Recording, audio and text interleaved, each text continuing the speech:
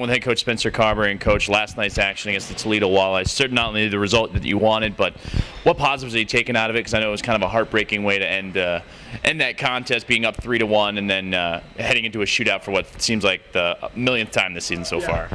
There's some positives we'll take out from watching the video and some plays that we made and some reads and that, but so we'll build off what we take out of there and work on the things that were the reason that we came up short. What was going through your mind those last few moments of the hockey game? Certainly a penalty and a power play for them late in the game, and they pull their goaltender, so they have the extra man. But certainly, was it frustrating? Was it disappointing, discouraging to see that 3-1 lead slip away so late? Obviously, you're disappointed that the guys didn't get the result that you thought that they were capable of getting. But our last 10 minutes of the game were just too soft. Not nearly hard enough for a team that's protecting a 2-goal lead, and then understanding as a smart player that obviously Toledo's going to push. So you have to change your mindset as a player. You have to change your play selection. You have to make smarter decisions with the puck, harder plays with the puck. You have to be more aggressive when it comes to punching out in the defensive zone. If you just sit back and stand around in the D zone, you're going to spend the whole shift in your own end. So the last 10 minutes of that hockey game weren't very good from our standpoint. We'll have to learn from that.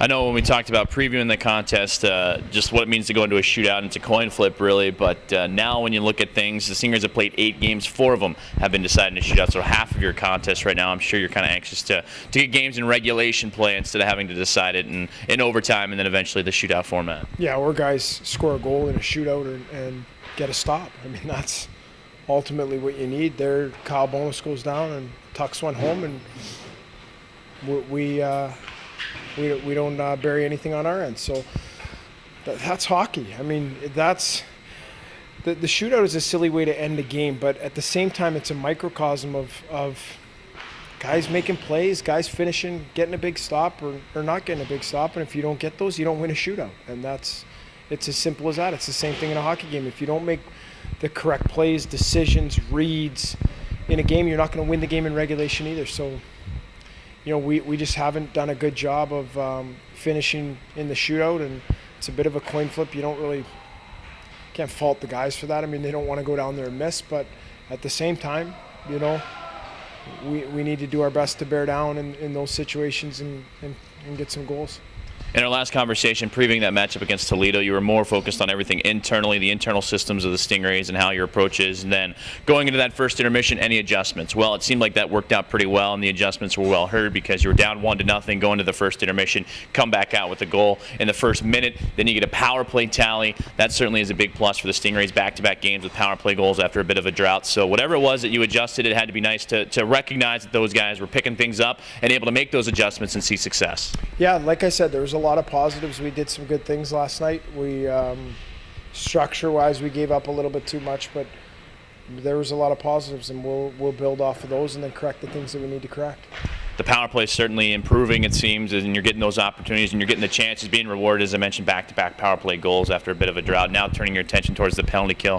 What's not working quite well for the Stingers, or what do you want to see kind of mix things up? Because for the Stingrays, it seems like those, maybe not going in all the time, but the opposition getting some chances in front of your goal.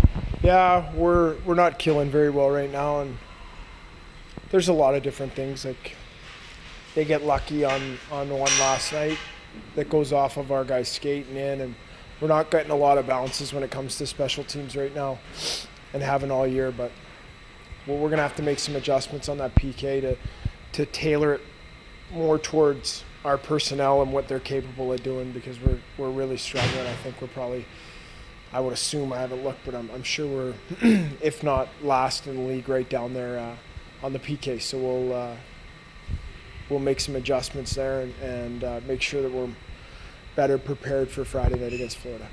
I know it's only 8 games in a pretty young season, but is it a point of concern for the Stingrays in terms of where they're at and how they're performing, or is it still a bit of a learning process and a learning curve, and things are improving as each game goes by? I don't think concerned. I mean, we're getting better. We're getting better, but we've already had a ton of turnover, and it's difficult. It's hard in this league when it's hard because you just have a different team every night, and especially when you have a lot of call-ups and you're a team in an organization that American League teams call on a ton.